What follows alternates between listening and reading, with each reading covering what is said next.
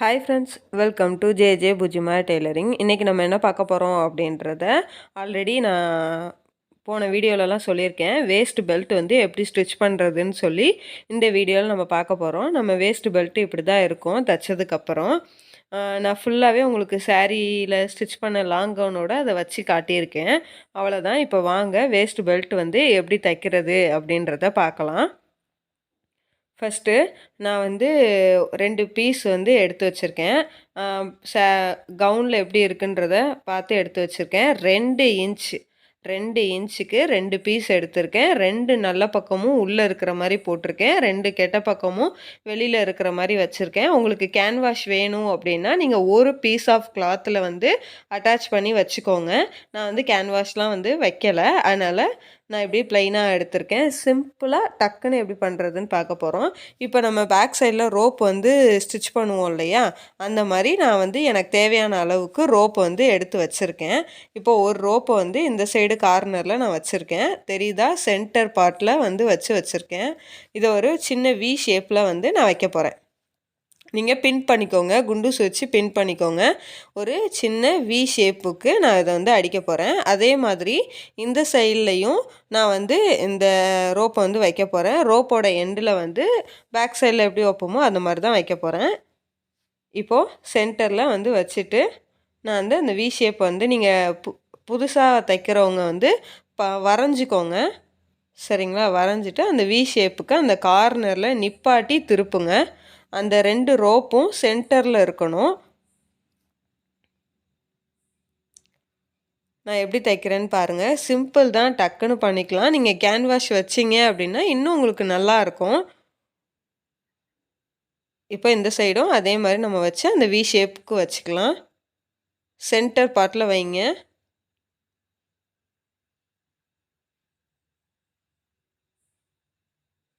அந்த ரோப் கிட்ட மட்டும் 2 தையல் மாதிரி போட்டுக்கோங்க. இப்போ அந்த 2 ரோப்பையும் உள்ளே வச்சு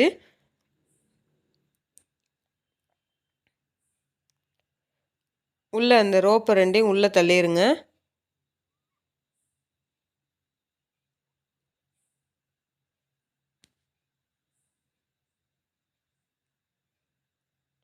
இப்போது நம்ம ஒரு கேப் வந்து விட போகிறோம். ஏன்னா இதை நம்ம திருப்ப போகிறோன்றனால கேப் விட போகிறோம்.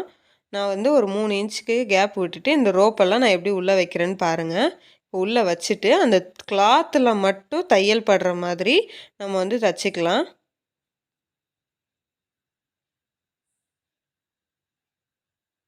கிளாத்தில் தான் படணும். ரோப்பில் பட்டுருச்சுன்னா ரோப் உள்ளே இதாயிரும்.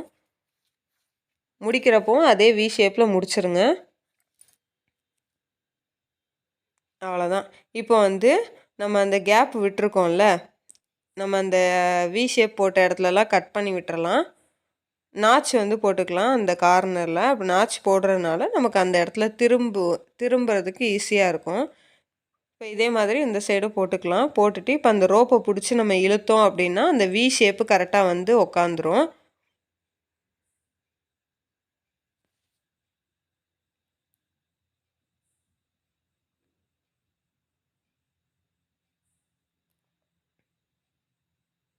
அவ்வளோதான். இப்போ ஒரு சைடு இழுத்தாச்சு. இதே மாதிரி மெதுவாக இன்னொரு பக்கமும் இழுத்துக்கலாம். இழுத்துட்டு நம்ம கொஞ்சம் விட்டு தச்சுருக்கோம்ல, அதில் ஒரு நூல் இருக்கும். அதையும் மறக்காமல் கட் பண்ணிடுங்க. பாருங்கள், அந்த நூல் தான் இப்போ வந்து சுருக்கமாக இருக்குது. அந்த நூலையும் நம்ம கட் பண்ணி எடுத்துடலாம். எடுத்துட்டு நான் இப்போ வந்து உங்களுக்கு அயர்ன் பண்ணிவிட்டு காட்டுறேன். அயர்ன் பண்ணதுக்கப்புறம் எப்படி இருக்குன்னு பாருங்கள். இப்படி தான் இருக்கும். இப்போ அந்த பிசுரை நம்ம உள்ளே தள்ளி ஒரு தையல் போட்டுக்கலாம். இது அமுக்கு தையல் மாதிரி நம்ம போட்டு சுற்றி எடுத்துக்கலாம்.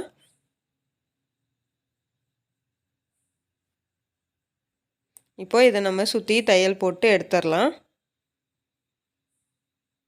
அந்த ஷேப்பெல்லாம் நிப்பாட்டி நம்ம இது பண்ணணும். அப்போ தான் அந்த ஷேப் நல்லாயிருக்கும். நீங்கள் பிகினராக இருக்கிறவங்க குண்டூசி வச்சு பின் பண்ணிவிட்டு அதுக்கப்புறம் வந்து நீங்கள் வந்து தைக்க ஆரம்பிங்க. இல்லைன்னா ரோப் நவுண்டு அது ஒரு ஷேப்பில் போய் நின்றுடும். அயர்ன் பண்ணிட்டீங்கன்றனால உங்களுக்கு அந்த கிளாத் வந்து அப்படியே அழகாக உட்காந்துருக்கும். நம்ம வாட்டுக்கு ஈஸியாக தையல் போட்டுட்டு வந்துடலாம்.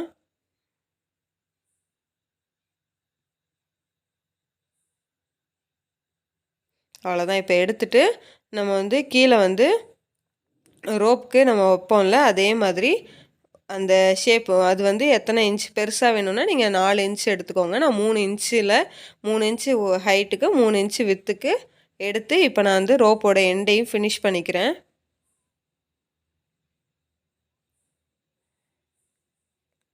கொஞ்சம் பிசுற கட் பண்ணி விட்டுட்டு, அத திருப்புங்க. இப்போ இதே மாதிரி அதுக்கு மேல ஒரு 1/2 இன்ச் கேப்பு. 1/2 இன்ச்சுமே அதிகம் தான். 1/2 இன்ச் போதும். எனக்கு தெரிஞ்சு 1/2 இன்ச் கேப்ல நான் வந்து இன்னொரு இது வைக்க போறேன். வச்சுட்டு இப்ப இதையும் நம்ம எடுத்துட்டோம்னா, முடிஞ்சிச்சு. பாருங்க எவ்வளோ அழகா இருக்குன்னு. இப்ப இதே மாதிரி இந்த பக்கமும் தச்சுக்கலாம். இப்ப நான் 2 பக்கமும் தச்சு முடிச்சுட்டேன். தச்சதுக்கப்புறம் இதோட அவுட்லுக் வந்து இப்படி தான் இருக்கும். அவ்வளோதான். பாருங்க, சிம்பிளா எவ்வளோ ஈஸியா நம்ம வந்து தச்சு முடிச்சிட்டோன்னு. இத வந்து லாங் கவுன்ல வச்சு இப்போ உங்களுக்கு காட்டுறேன். பாருங்க, லாங் கவுன்ல வச்சதுக்கப்புறமும் இப்படி தான் இருக்கும். ரொம்ப சிம்பிளா ஒரு டக்குன்னு நம்மளோட சாரியோட அதாவது நம்ம டாப் போர்ஷனுக்கு என்ன எடுத்திருக்கோமோ, அதே மாதிரி எடுத்தோம்னா தான் அந்த வேஸ்ட் பெல்ட் வந்து ரொம்ப லுக்கா, அழகா எடுத்து நமக்கு காட்டும். இந்த வீடியோ புடிச்சிருக்கும்னு நெனைக்கிறேன். வீடியோ புடிச்சிருந்துச்சுன்னா லைக் பண்ணுங்க. மறக்காம சப்ஸ்கிரைப் பண்ணுங்க. Thank you.